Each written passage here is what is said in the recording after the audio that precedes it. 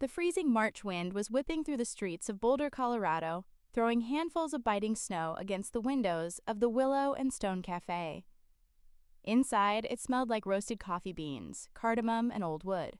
But Caleb Rowan barely noticed. His jacket still smelled like adrenaline, wet pine, and antiseptic, the signature scent of his job. Caleb was 34, but his eyes, they belonged to a man who had lived at least 2 lifetimes. As a mountain rescue paramedic, he spent his days pulling hikers out of crevices and off sheer cliffs.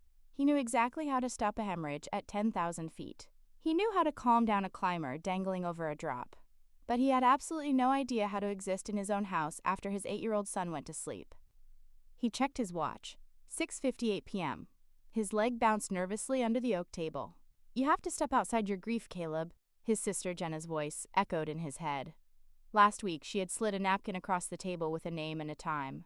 "Her name is Aara. She's incredible.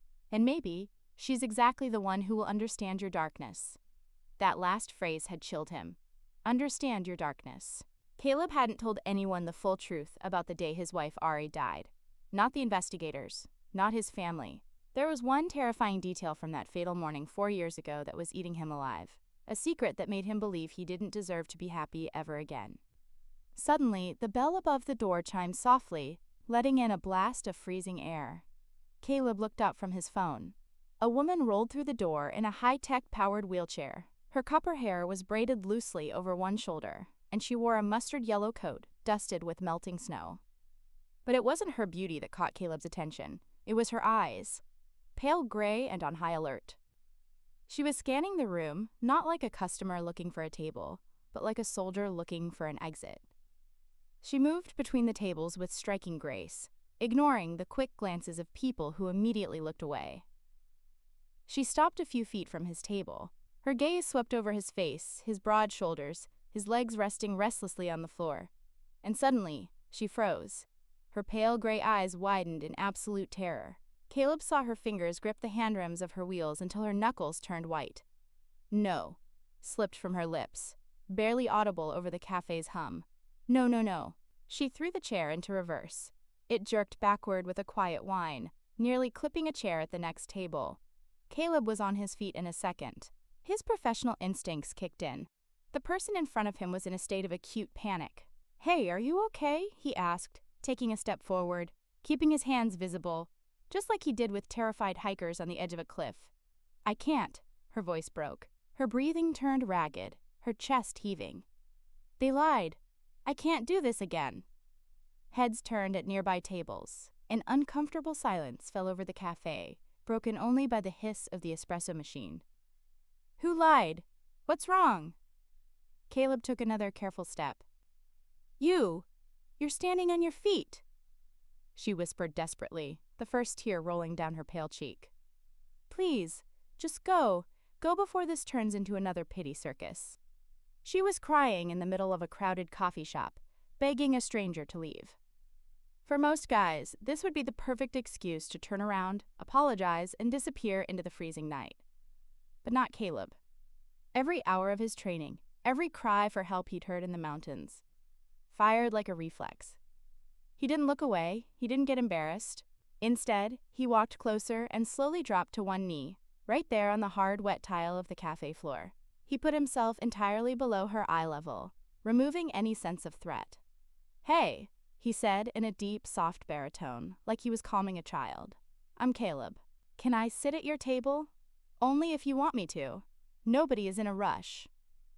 She stopped, backing away. Her tear-filled eyes locked onto his, looking at him like he had just broken a law of physics. You're not leaving?" Her voice still trembled. "Do you want me to?" A long pause. She looked at his large, rope-scarred hands, resting calmly on his own knee. She could sense that this man was hiding something. Beneath his calm exterior was a deep, old pain that strangely resonated with her own. "I don't know," she admitted honestly. "Then let's figure it out together," Caleb replied. He made no move to touch her. He didn't invade her space. He just stayed right there, kneeling in the middle of the cafe, like an anchor in her sudden storm. The tension in the cafe was thick enough to cut with a knife. Caleb didn't rush her. He stayed on one knee until the chaotic rhythm of Aara's breathing finally started to slow down. Slowly, tentatively, she gave him a small nod. Caleb stood up, pulled out the chair opposite her, and sat down. For a long time, neither of them spoke. The barista brought over 2 coffees, casting a sympathetic glance their way before retreating. Aara wrapped her hands around the warm mug. Her knuckles were still pale. "They told me you used a wheelchair, too," she finally whispered, her voice hollow. "They said you'd understand. That you wouldn't look at me like this." Caleb blinked, genuinely blindsided. "Who told you that?" "The friend who set this up. They said we'd have that in common." Aara let out a bitter, humorless laugh. "I've done this before, Caleb. The blind date thing. It always ends the same way. The guys either treat me like a charity case, or a project they can fix to feel good about themselves, or they can't get out of the restaurant fast enough.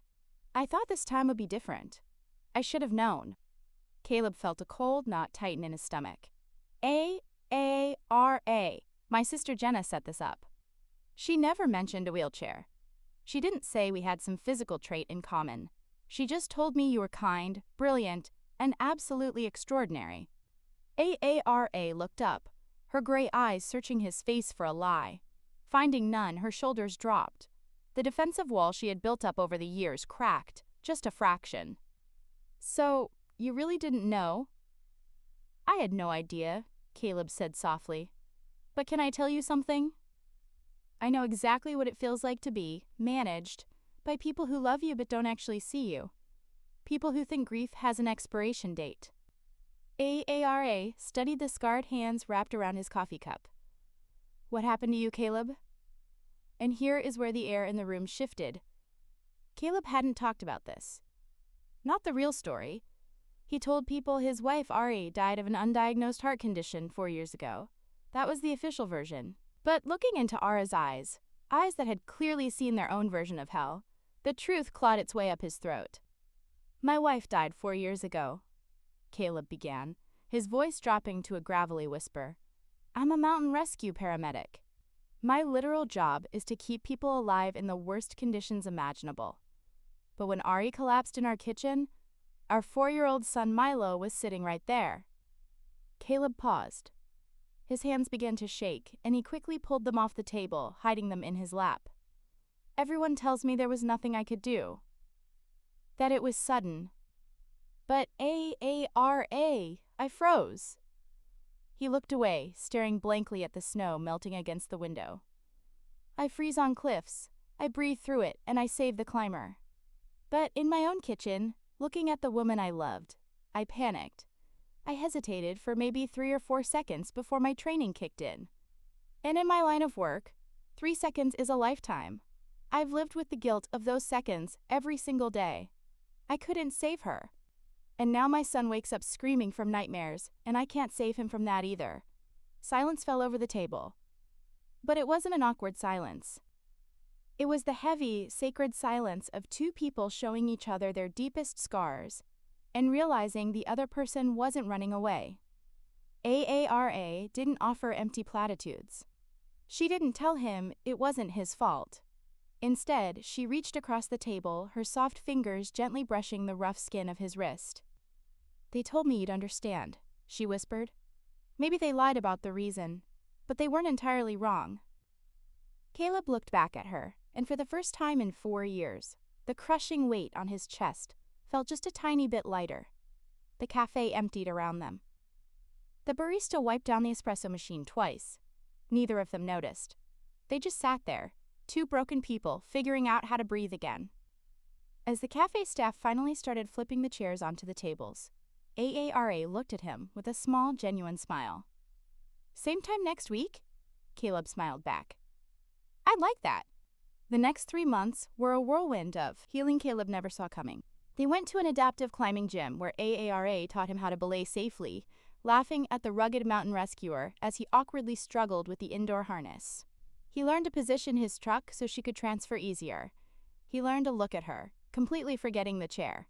But hanging over Caleb's head was the one thing he was terrified to do: introduce her to his son, Milo. Milo was an incredible kid, but the trauma of watching his mother collapse 4 years ago had left deep scars. He was anxious, hypervigilant, and still suffered from night terrors that left both him and Caleb exhausted. Caleb had a strict rule: no one meets Milo unless they are going to stay. He couldn't handle his son losing someone else. The day finally came. They decided on a neutral location, a sunny, accessible park in Boulder. When Caleb parked the truck, he could see Aara waiting near a picnic table. She was nervous. He could tell by the way she kept adjusting her copper braid, her fingers picking anxiously at the hem of her jacket. She had told Caleb before how much kids stared, how their parents would awkwardly shush them and pull them away, treating her like a cautionary tale. Caleb opened the back door for Milo. The boy hopped out, clutching a deck of Uno cards. "Milo," Caleb said gently, crouching down, "remember my friend Aara? The one I told you about?" Milo nodded, his big eyes scanning the park until they locked onto the woman in the wheelchair. Caleb held his breath, ready to run interference, ready to apologize if Milo got scared or said the wrong thing. Milo didn't hesitate. He marched right up to Aara, completely bypassing the polite, cautious greetings adults use. He stopped right in front of her footrests, tilted his head, and asked the exact question every adult was always too polite or too uncomfortable to say out loud. "How come your legs don't work?" Caleb's stomach dropped. He opened his mouth to quickly apologize to redirect the conversation. "Milo, we don't ask things like that." But Aara held up a hand, stopping him. She didn't flinch. She didn't look offended. Instead, she offered Milo a warm, easy smile. "I was in a bad accident," she said simply, looking right into his eyes. "My spine got hurt really badly, and now my brain can't talk to my legs anymore. They just don't get the signals."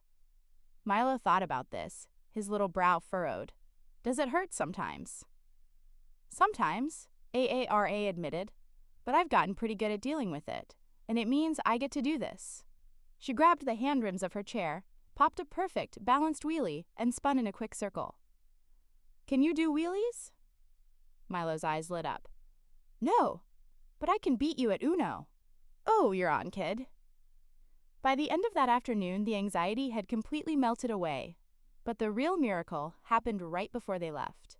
Milo was suddenly quiet, his chest heaving slightly. Caleb recognized the signs. A panic attack was brewing, likely triggered by exhaustion and the overwhelming newness of the day. Caleb moved to comfort him, but Aara rolled forward. "Hey, Milo," she said softly. "Are your thoughts getting too loud?" He nodded, tears pooling in his eyes. "Mine do that too," she whispered. "When I was in the hospital, I learned a secret trick. Want me to show you?" She taught him a grounding breathing technique she had learned during her darkest days in rehab. Inhale for 4, hold for 4, exhale for 4. She did it with him, her steady voice cutting through the boy's rising panic. Within minutes, Milo's breathing matched hers. The storm passed. That night, for the first time in 4 agonizing years, Milo slept through the entire night. No screams. No nightmares. Caleb stood in the doorway of his son's room at 3 a.m., watching the steady rise and fall of Milo's chest. He leaned his forehead against the doorframe, and finally the ice around his heart completely cracked open. For Caleb, the months following that day at the park felt like waking up from a 4-year coma. His house was filled with laughter again. Milo was thriving. But Caleb started to notice a shift in Aara. It was subtle at first. She would hesitate before holding his hand in public. When strangers stared at them at the grocery store, she would physically shrink, pulling away from him. She started double-checking his schedule, giving him outs to cancel their plans. It was like she was constantly bracing herself, waiting for the exact moment Caleb would wake up, realize he had made a mistake, and walk away. 3 months into dating, Caleb decided they needed to face this head-on. He drove them to the Adaptive Sports Rehabilitation Center, the very place where Aara had spent months relearning how to live, how to move, and how to fight. He asked the staff for a few minutes in one of the quiet therapy rooms. The late afternoon sun was streaming through the large windows, casting long shadows across the padded mats and parallel bars. He pulled a chair up so he was sitting directly in front of her. "Aara, talk to me, where did you go?" For a second, she tried to keep the wall up. She adjusted her braid. She looked at the floor. But then, the dam broke. "I'm falling in love with you," she whispered, the words sounding more like a confession to a crime than a declaration. Tears immediately started sliding down her face. "And it terrifies me." Caleb reached for her hands, but she pulled them back, gripping the arms of her wheelchair. "No, Caleb, listen to me." Her voice shook with a raw, desperate energy. "I can't be someone's project. I can't be the broken thing you fix to feel good about yourself, or to distract yourself from what you lost." She choked on a sob, her chest heaving. "My ex looked at me in that hospital bed and saw a burden. I rebuilt my entire life from nothing so I would never be a burden again. And I can't. I cannot survive being left again. I won't survive it." She looked up at him, her gray eyes wide and pleading, giving him everything she had. "If you're not sure, Caleb, tell me right now. I will understand. I won't even be mad. But do not stay for the wrong reasons. Please, just leave me now before it destroys me." The room went completely silent. The hum of the ventilation system was the only sound. Caleb didn't look away. He didn't rush to spit out empty promises. He took a slow breath, leaned forward, and gently but firmly took her tear-soaked face in his large, scarred hands. "Aara, listen to me." His voice was steady, grounded, and fiercely, completely serious. "You are not an obligation. You are not a charity case. And you sure as hell aren't a replacement for what I lost." His voice cracked, the raw emotion finally bleeding through. "Milo sleeps through the night now because of you. I know how to laugh again because of you. I feel alive for the first time in 4 years because of you. You are a miracle I never expected." He pressed his forehead gently against hers, closing his eyes. "I am not staying out of pity, Aara. I am staying because my life is infinitely better with you in it. You didn't just save yourself in this building. You saved us." Aara let out a breath she sounded like she had been holding for 5 years. She collapsed forward into his chest, burying her face in his shoulder, sobbing not out of fear, but out of pure, overwhelming relief. Caleb wrapped his arms tightly around her, holding her as the last of her defensive walls crumbled to dust on the therapy room floor. 9 months after that disastrous first blind date, Caleb was driving his truck up a winding, steep mountain road that Aara didn't recognize. The tires crunched over the gravel as they climbed higher into the Rockies. "Where exactly are we going?" Aara asked, crossing her arms. "For the 3rd time!" Caleb just smirked, keeping his eyes on the road. "You'll see." "I hate surprises, Caleb. You know I hate surprises." "I know," he chuckled softly. "But you're gonna like this one." The tree line finally broke, and the dirt road opened up into a massive, hidden alpine meadow. It was breathtaking. Wildflowers were blooming everywhere, vibrant purples, golds, and whites swaying in the gentle summer breeze. Beyond the edge of the meadow, Boulder Canyon stretched out like a masterpiece, the sun sinking low on the horizon and turning the entire sky into a brilliant canopy of fire. Aara's breath caught in her throat. "Caleb, what is this?" He didn't answer right away. He parked the truck, killed the engine, and quickly came around to the passenger side to help her into her chair. As his hands gripped her waist to help her transfer, she noticed something. His hands, the steady, rock-solid hands of a mountain rescue paramedic, were shaking. She noticed, but she didn't say a word. He pushed her chair gently through the grass, stopping right at the edge of the meadow where the flowers met the overlook. The whole world seemed to be spread out beneath them, glowing in the dying light. Then, Caleb walked around to face her. He took a deep breath, looked at her, and dropped to one knee. Aara's hands instantly flew to cover her mouth. "Caleb, wait. Let me get this out before I completely forget how to breathe," he said, his voice unsteady. He gently took her hands in his, looking up at her with tears already pooling in his eyes. 9 months ago, I walked into a cafe expecting absolutely nothing. I was tired. I was broken. I was only there because Jenna wouldn't leave me alone. He let out a wet laugh. And then you rolled in, looked at me, and completely fell apart. And somehow, seeing you, something in my chest woke up for the first time in 4 years. Aara was already crying, the tears spilling over her hands. "You're not a project to me, Aara," Caleb continued, his voice fiercely sincere. "You're not a cause. You're not something I'm settling for. You are the bravest person I've ever met.